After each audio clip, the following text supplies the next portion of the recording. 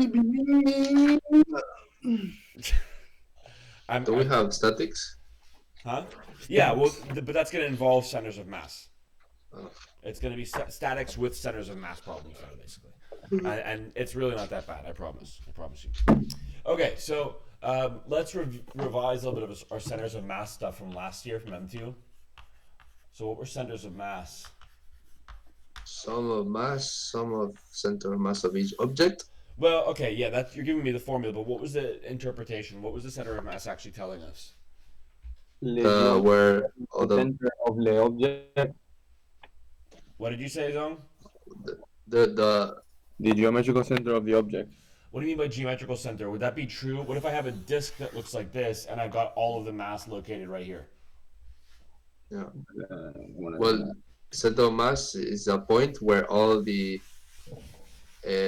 forces go, Where all of the Yes. forces go. So where all the mass goes. if I've got a block that looks like this and it's uniform and I apply a huge force over here, does that force go through the center of mass?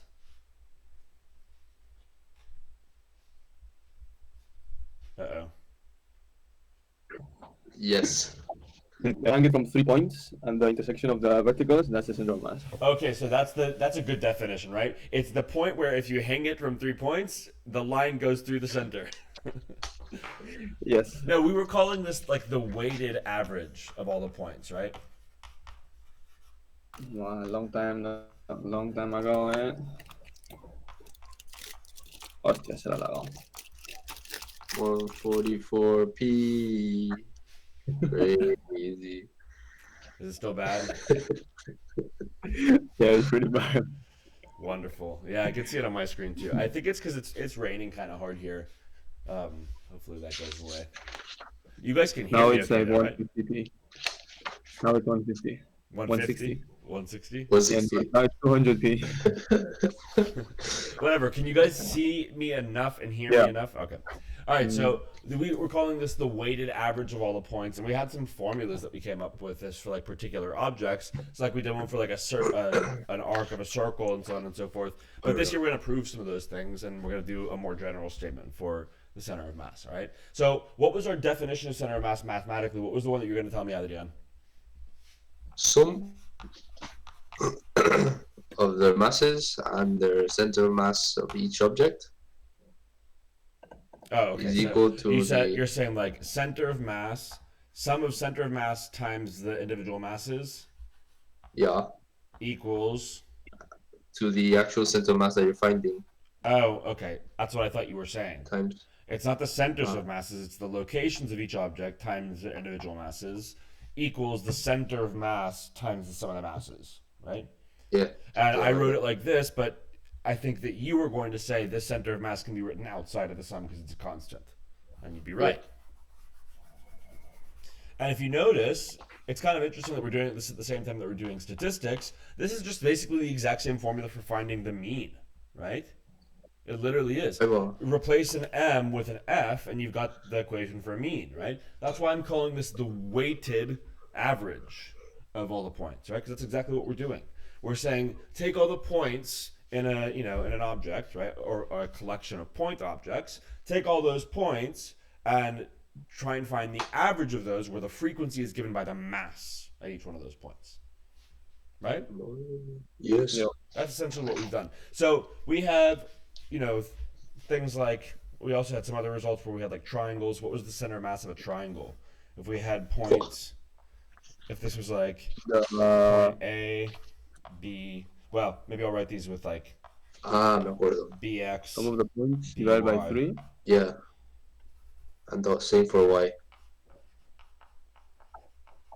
Yeah, you guys are saying the right things, right? You're saying the average, basically. The like three-way midpoint.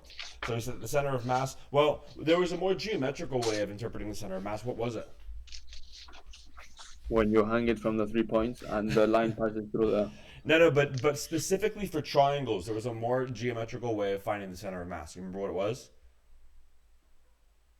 The lines of symmetry. No, not the lines of symmetry. That's not what they're called. I think you have the right idea, but it's not the lines of symmetry.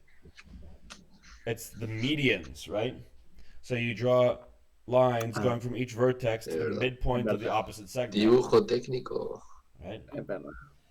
Things like this, where these, these are the same. Do the same thing over here. Dibuja un círculo inscrito en el triángulo dado. Their I can't intersection point. This is the center. Dibujar una chucara. Okay, whatever. We had some other things too. What were some other things that we talked about the center of mass of? Arc, wire. Well, yeah. I'm actually gonna stop you there for those because I want to prove those to you. I don't want to use those formulas. But what were some other ones that were just like really basic geometrical things that we could do? Square. Squares, right, or rectangles in the more general case. How do we find the center of mass of a rectangle? Oh, There's two ways of doing it, right? What are the two ways of doing it? The the halfway peak to point peak. of the x, halfway point of x, halfway Yeah. point So of y. you both said the right thing, right? So we have midpoint, midpoint. That's one way of getting to it. The other way of getting to it is diagonal, diagonal. Right? In either case, we've got our center of mass. And these are all what? What are all these shapes? What are all these shapes called? Hostia, todo. Do you remember what they were called? 1p. A swig and a miss. These are uniform laminas. Ostras, las láminas, de verdad. Lamina is where all the mass is distributed throughout the whole thing, right?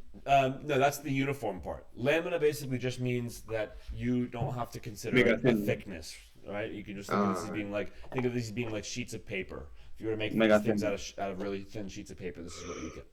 Okay, so and then Zong, you have a point. We talked about the circular arc. We talked about the circular sector, but I don't want to do those because I want to show those to you. All right, but those were certainly things that we did. Okay, so let's try and generalize this a little bit because last year when we were doing centers of mass of laminas and things like this, we basically our only option was to deform laminas that are compositions of different shapes, so things that look like, I don't know, so you got a rectangle and then attached to the side of this rectangle you got a triangle. So we were able to say, oh, this is easy, this is just rectangle plus triangle, right? We had our geometrical equations. And we said rectangle plus triangle is equal to that shape. And so what did we do to find the center of mass of this overall shape here? Add the masses. Do the mean of the center of masses. We did the center of mass of this, right? We found the center of mass of this, center of mass of this, and then we did what was our calculation? We used this formula somehow, right? Didn't we use the area as well? We used the area because we said that That's if these things were uniformly distributed mass, then the area is going to be proportional to their masses, right? Well, let's be a little bit more careful when we do it this time. So we will say, assume that all laminas, we're going to say assume that laminas, in these particular cases, that these laminas have, if they're uniformly distributed mass, that means that per unit area, they're going to have some sort of mass density, right? You guys agree with that? That's what density means. So these laminas, we're going to say that we're going to assume that these laminas have uniform density, right? Mass density, and we're going to call that mass density rho. Okay? We're going to have a uniform mass density of rho. And so then we would say, all right, well then now it's not just proportional, right? We don't just know the proportion of the mass here. We can actually find the exact mass, right? We would say the mass of this rectangle here, mass of rectangle, this is exactly equal to the area of the rectangle times the mass density. Do you guys agree? Yeah. That's kind of how rho works, right? Or density works. Density, in this case, is mass per unit area. Okay? So, over here, we have the same thing. For the mass of our triangle, we'd say mass of triangle. This is just equal to the area of triangle times that same rho, right? It's the same. If these are part of the same lamina, they're going to have the same, mass density. Everybody agree? Yes. Uh-huh. Okay, so now we can actually, I mean, we're going to return to the result that we were doing last year where we only have to consider the area, but it's going to be introducing an idea that's going to help us generalize this concept in a second. So we would then say, all right, well then, looking at this equation, this would tell us that our overall center of mass is going to be given by, this thing here, where it's the center of mass that we're looking for, times the mass of rectangle, right? Well, I'll do it like this. I'll just, without the sum, mass of rectangle plus mass of triangle, right? And then this is going to be equal to the center of mass of the rectangle, which maybe I should label this. We'll call this center of mass rectangle, and we'll call this center of mass triangle. So this is going to be equal to, we said that we're going to basically consider these as being point charges whose masses are the same as the rectangle and triangle, right? So we would say that this has got to be equal to mass of rectangle times center of mass of rectangle plus mass of triangle, center of mass of triangle. Agree? Do you guys agree? Mm-hmm. Yes. Okay, so then all we have to do is figure out, okay, well, what do these things actually equal? Well, we know that mass of rectangle is equal to this. I don't need to rewrite it. So we're going to get our overall center of mass times mass of rectangle, well, area of rectangle rho, Yeah, 0p. plus area of triangle rho equals area of rectangle rho x bar rectangle plus area triangle rho x triangle rectangle, right? Bar, not rectangle. I know I said rectangle that last time. Okay, so what is the big thing that you notice here? A's cancel. A's cancel? No. I know, rows cancel. The rows all Yeah. cancel, right? Because this Beam, is beam. uniform density, right? All the density of every single component is going to be the same thing. And we're going to get cancellation, where we end up with just our area equation, which is what we were doing last year.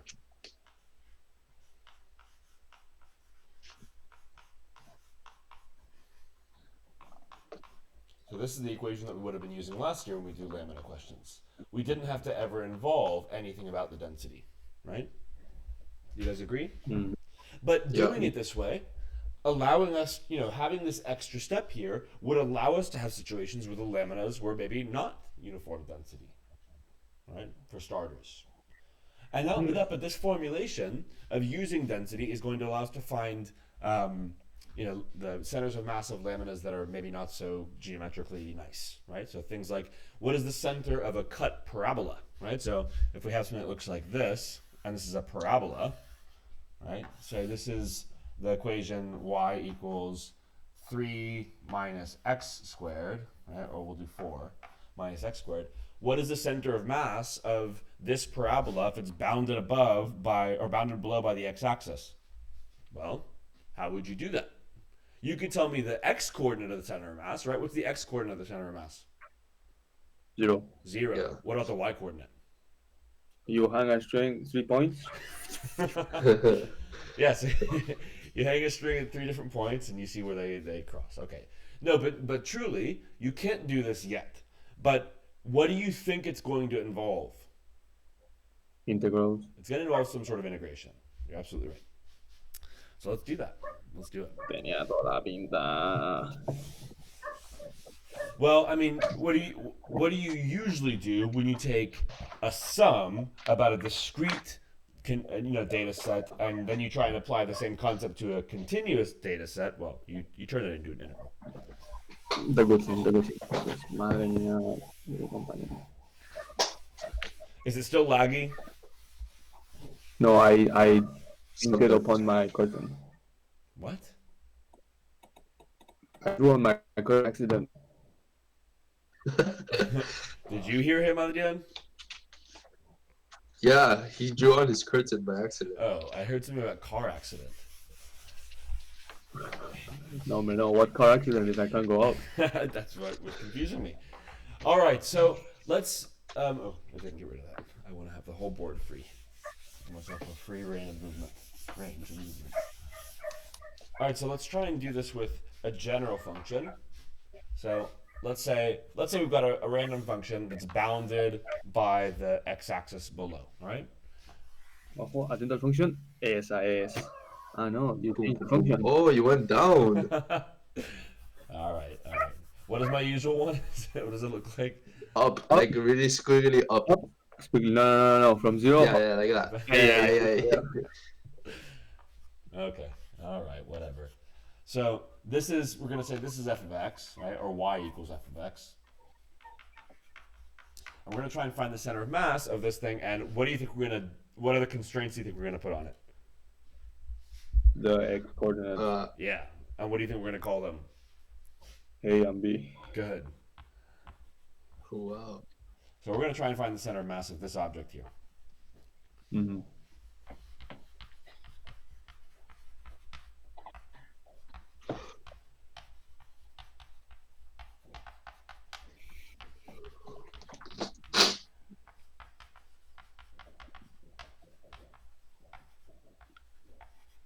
Okay. All right, so this is our question that we're posing, right? We want to try and find the center of mass below f of x above the x-axis between a and b, and we're going to have to try and formulate some sort of integral that's going to help us calculate this. All right, so what are some suggestions? What can we do here? Okay. When we start formulating an integral, what is the first thing that we usually do? Like an approximation with infinitesimals and then taking a limit. That's exactly right? So we're gonna draw a bunch of rectangles in here. Right? We could do trapeziums as well, but rectangles are actually going to be a little bit easier to do. Okay. So I'm going to do this with yellow, so it stands out. I'm going to draw some, Yellow. Yellow. Yeah, is that okay? Yellow. Are you okay? Yellow. I don't understand. That's okay. All right, so we're going to draw in our rectangles. I probably could have made them a little bit thicker. That's okay.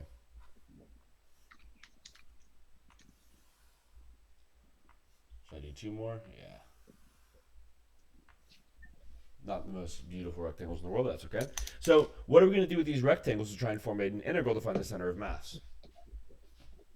Take the center of mass of each rectangle and then do the row A thing. Perfect. Yeah. Right? We're going to take the center of mass of each one of these rectangles, and then we're going to use the center of mass formula that we actually know. So whenever we do centers of mass, we typically either treat it as a vector with x and y coordinates, or we do each coordinate separately, right? So let's do each coordinate separately here, might as well, right? Okay. Okay, so what are we going to call each of our, let's do our, which coordinate should we start with? You guys tell me. X.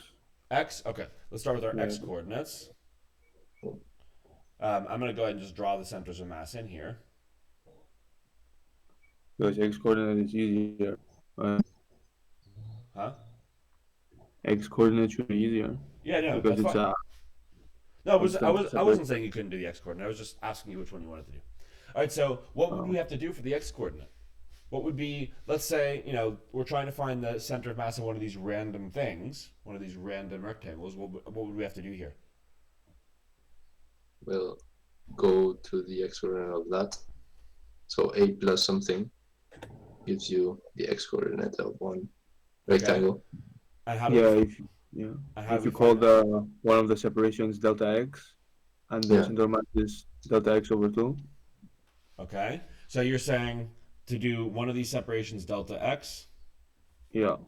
All right, the separation is delta x over 2. Mm-hmm. Yeah. Okay, so you're saying center of mass, let's do rectangle 1, right?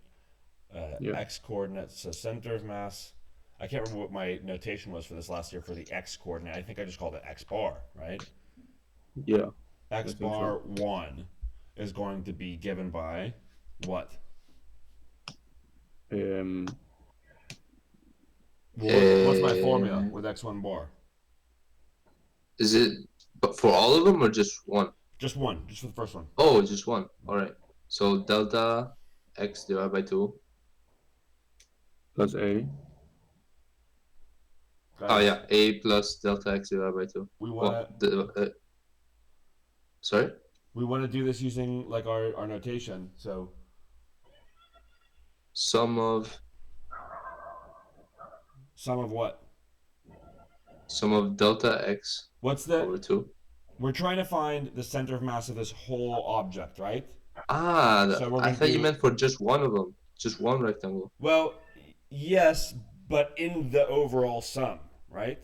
In All our right. overall sum. So we would say this is for x1. It's x1 times what? It's mass, it's area. It's area, right? What is Yeah. its area going to be? Delta x times f F of of x. x plus delta x. Yeah. Okay, good. No, of f of delta x. Yeah. F of x plus delta x. Isn't it a plus It's delta just x? A. It's f of A. Sorry, Ah, I f of forgot x. it's for one. Okay. Okay, so this is our component for the first one. What is it for the next one? It's going to be x2 bar x2 bar.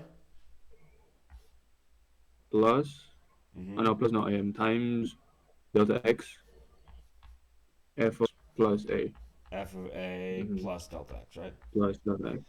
Okay, and so on. There's one thing that I want to add here, and you guys haven't done anything wrong here, but because we're technically doing a mass, I want to put a little row. Okay. Ah, For okay. right now, we're going to assume that the row is constant for all of them, or is uniform for all of them. So it's not going to make that much of a difference. So this is one side of our equation. What's the other side of our equation going to be?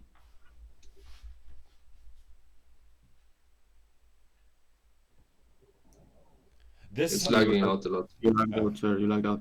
sorry. I said this is one side of our equation. What's our other side? This is the side that has little x, Ah. xi, mi, right? What is the other X. side going to be? X bar Yeah. The x bar that we're looking for, right?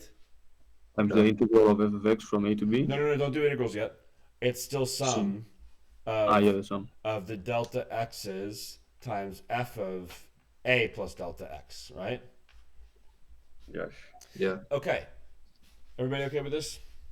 Uh-huh. Now, let's see if we can do something with this, because we don't have x bar 1, x bar 2, x bar 3. So let's imagine Sir, yeah, is go on. the right side the sum of the masses, the sum of the area of the triangles? Yeah.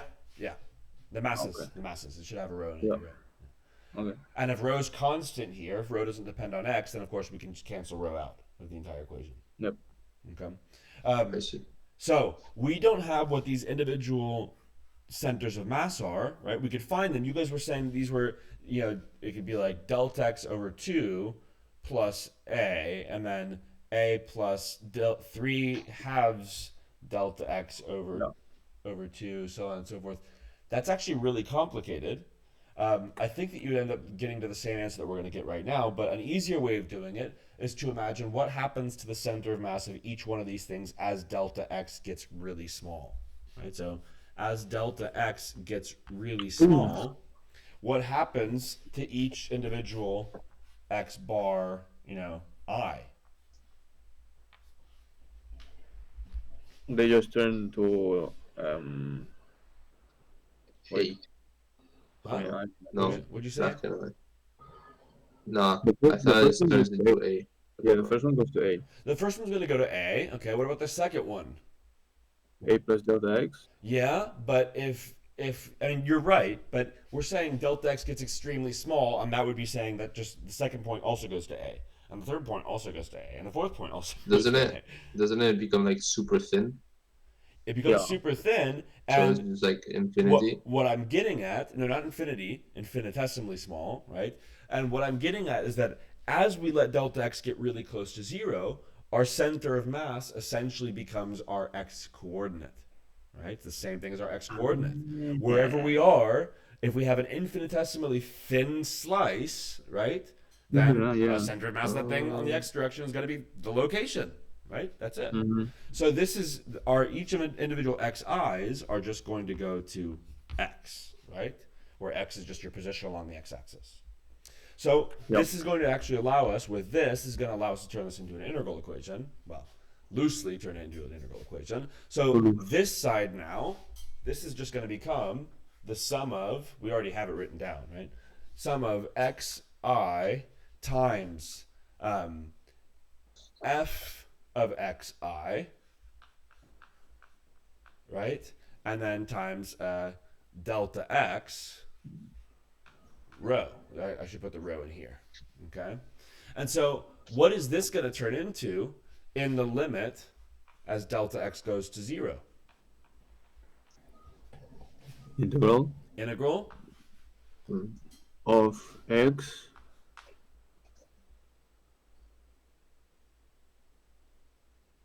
yeah f of x. yeah You like that a bit. I thought so. Like that. Okay. Rho dx. Dx. All right. Very good. What about the other side? What about this integral here? What is this going to turn into as an integral? So this is the left-hand side. What's going to happen to the right-hand side? X bar. It's going to be the x bar. The thing we're looking for is equal to times integral Integrale. Yeah, f of x dx. f of x rho Rho dx. dx. Right? Yeah. Okay. Do you guys agree? So we have the equation now. X bar, and these of course have limits on them, right? You know, we're being very hand wavy here because we don't need all the rigor, but you guys know there's rigor here. Right, so we have x bar f of x rho dx is going to equal integral from a to b x f of x rho dx. Agreed? And so we can come up with the equation x bar. This is going to be the integral from a to b x f of x rho dx, all divided by integral from a to b of f of x rho dx. Okay? That still looks like a lot like the mean, huh? It looks a lot like the expectation value, right? Or the expected value that you do in S1 I or can see. S2. Yeah. Right? Or just a lot like mean in general, which is what we would expect, right? Because this is a weighted average, right? It's a weighted average of the points. Yes. All right. Satisfying? So this is Yes. our x-coordinate. This is the slightly easier one. The y-coordinate's not going to be as easy, but it's not too bad either. So can I get rid of everything? All right. Let's get rid of this space and let's talk about the y-coordinate. The x-coordinate's easy to remember anyway. And one thing that I should mention here, of course, is that if my rho changes with x, all I have to do is add a little of x here. Right? Rho of x. And again, I'm skipping over a lot of the rigorous steps, but you could do that rigorously as well without having to do these, like, okay, sum turns into integral things. Yep. All right. So what about the y-coordinate? Y-coordinate, we've got to be a little bit more careful because the y-coordinate now, even as we let delta x get extraordinarily small, the y-coordinate is not going to go to y anymore, right? What's the y-coordinate going to be for each one of these rectangles? Let's do it for rectangle 1. What is the y-coordinate of the center of mass going to be? F of x. F of, delta x. Say it again. What? F of delta x. Over 2. Not f of delta x. For the very first rectangle, it's going to be f of a over 2, right? Yeah, okay. It's the midpoint of this segment right here, right? So for the very first rectangle, we're going to get a center of mass in the y direction of f of a over 2, okay? And then times the mass again, right? Yes. Times the mass again, which I don't need to rederive this. This is going to be pretty easy. This is just f of a times delta x rho. F of a rho times delta x. So that's for our first one. What about for our second one? For our second one here, what is our y coordinate of the center of mass? F of delta x over 2. F of a plus delta F x. of a plus delta x Yeah. over 2. Yeah. And then what is the mass going to be? Same. Delta x. Yeah, delta F of times delta x. Rho change of. You guys broke Of up a little a- bit. What did you say? F of a plus delta x Okay. times delta x. Well, times Times rho delta rho. x, right? Yeah. Awesome. and so on, right? This is the general formula. Again. So we can write this down as one sum. This is going to be the sum, Factor out the half, no? huh? Yeah, we can. Factor out the Well, half. sure. But I'm going to put it in here actually. So Bar. 1/2 f of a plus, we'll say like multiple I delta x rho delta x, right? Or if you want to write this all in the language of like xi's, right? We could say like xi is equal to a plus I delta x. Then we could just say this is the sum 1/2 f of xi rho delta x. Ooh, squared. Oops. There's a square. Mm-hmm. Oh, My yeah. mistake. All right, so that's the left-hand side of our equation. What about our right side of our equation? So Y bar. left-hand Yeah, side it real doesn't quick. have I'm going to any rewrite words it. Our to left-hand side is going to be this thing, 1/2 f of xi squared delta x. Okay, what about our right-hand side? Say it again. Y bar. Uh, Y bar. Le sum. Oops. No, Y bar times. Yeah. Yep. Integral of f of x dy. integral? Like the integral with respect to y, so to get the mass, like to get the area. Pero si tenemos Ah, un no, sum. it's just the integral of dx. It's just f of x dx. I'm still doing the sum. Some of the rectangles. Sum of the rectangles, right? Yeah, just some of the masses. Yeah. So this is just going to be the sum of the individual f of xi's rho dx, right? It's integral dy. Yeah, it's important to remember that this is an x integral still. We're still integrating over each one of these rectangles like this, right? Or summing over each one of these rectangles. All right, so good.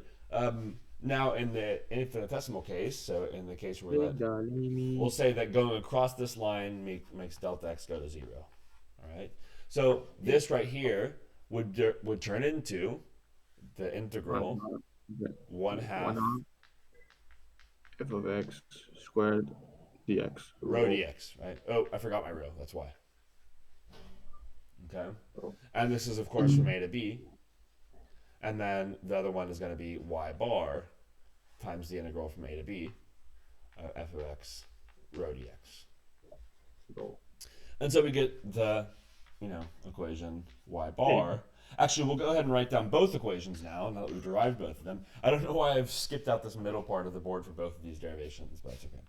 So our x bar equation was integral from a to b. A, b, x, f of x, dx, rho dx. Yeah. Divided by integral ab f of x rho dx. Good.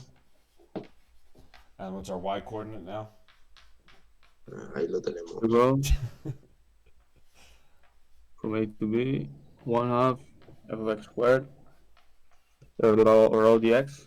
Oh, thank you. Over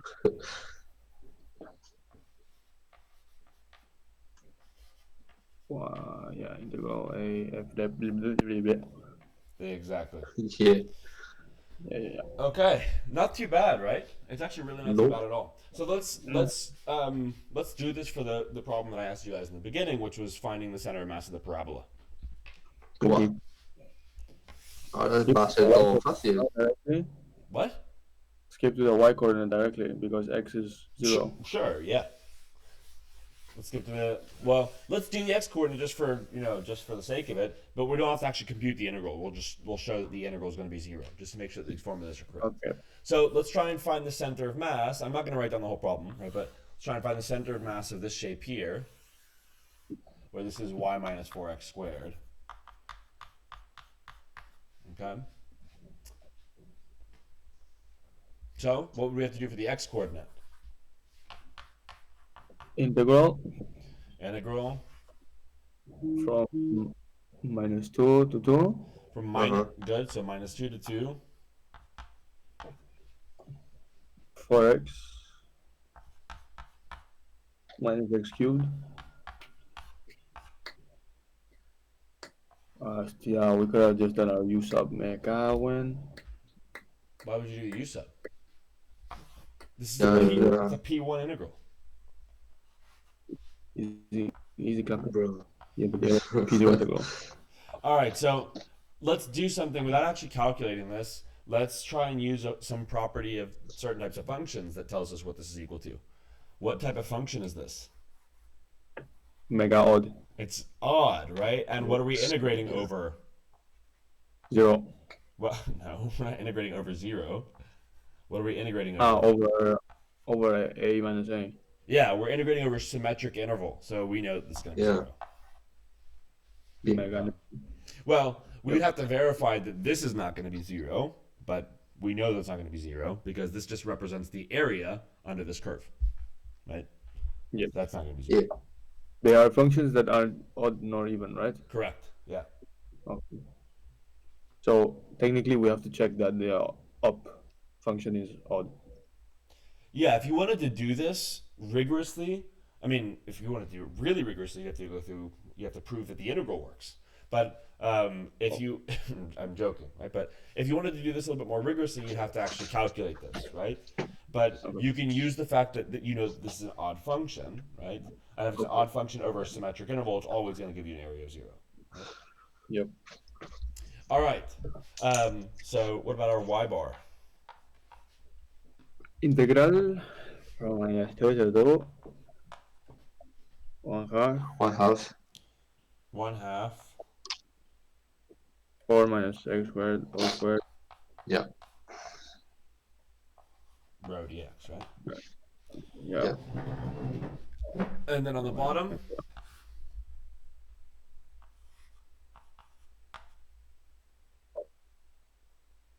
are you guys saying something? I think it Plus lagged minus out. 4 minus squared. It lagged out, I think. Vale, arriba. Madre mía, tú, oye, Optimus. Yo. Okay, so we can do these integrals, hopefully. What is the integral on the top? Well, how do we do the integral on the top?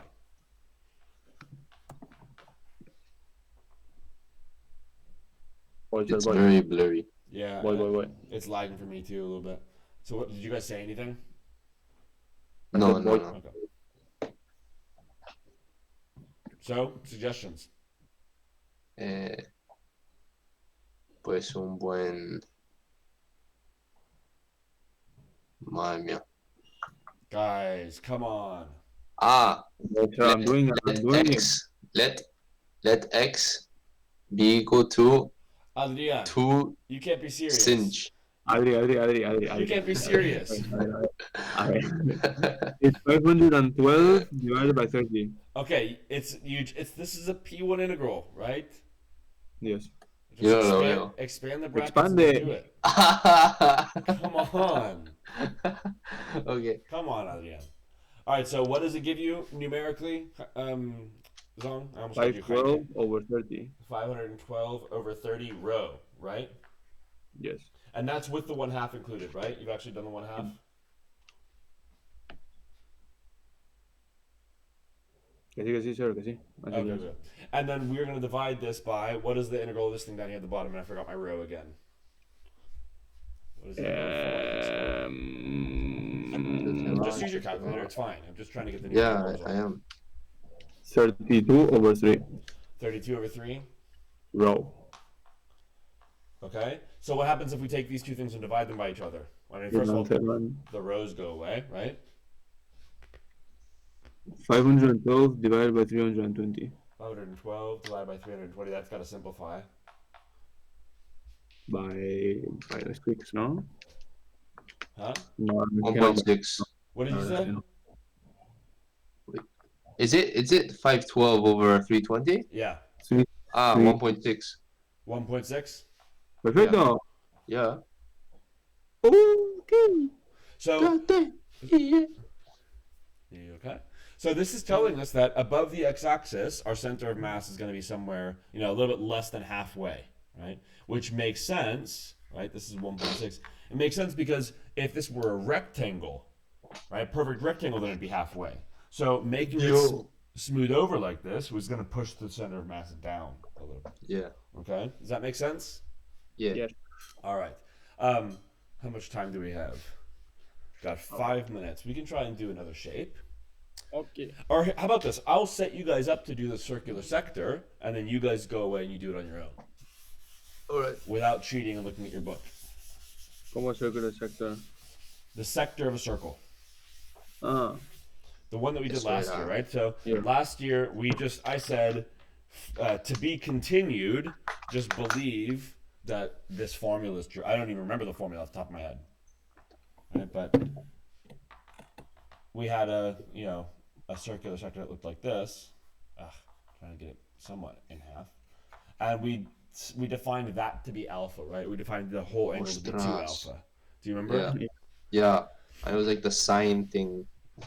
Mm-hmm. Do we have to do it with polar? So yeah, okay, good. So you've got 2 options, right? One option, and these are both viable. One option is to break this up into a triangle and then a segment, right? And do, the integral over the triangle, which is just a line, and then do the integral over a tiny little portion of a circle, and that's a trig substitution. So that's kind of a pain.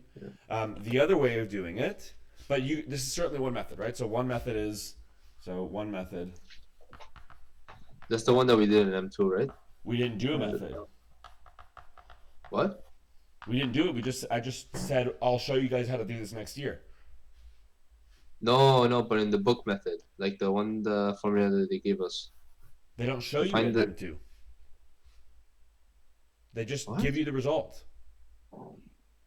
Oh. Yeah, they just give you Like the result. the result. Okay. All right. I didn't do a proof of this for you guys last year. I don't think. I really don't think I did. Maybe I did, but I don't think I did. So one method is to break it up into a triangle and a little piece of a circle, right? And doing 2 integrals. So this is one method you guys can try with trig sub.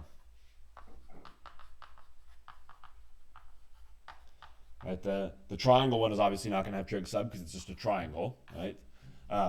The other one is going to have trig sub because it's a semicircle, and that's how we do, not semicircle, but it's a portion of a circle, and that's how you do integrals under regions that are portions of circles, okay? So this is kind of a pain, this way of doing it, all right? The other way of doing it, it's the second method, is to do polar coordinates. So let's discuss that really quickly. How you would do polar coordinates here. It's much easier. So what you could do is you could break this up like this into a bunch of different little sectors like this, tiny sectors. Okay? This is how we usually do polar coordinates. We'll say that each one of these sectors has an angle difference here of delta theta, right? Or delta alpha, whichever one you want to call it. Delta theta is probably a little bit more polar-y. And then we're going to say, okay, for each of these little sectors, if we make theta arbitrarily small, what does this shape approximately get closer to? This shape here, for really small values of theta. A line. It's really Well, a line, yeah, but before it becomes a line, it's close to another shape in between. Triangle. A triangle, right? Yeah. And what is the sorry? So many approximations. And what is Dios.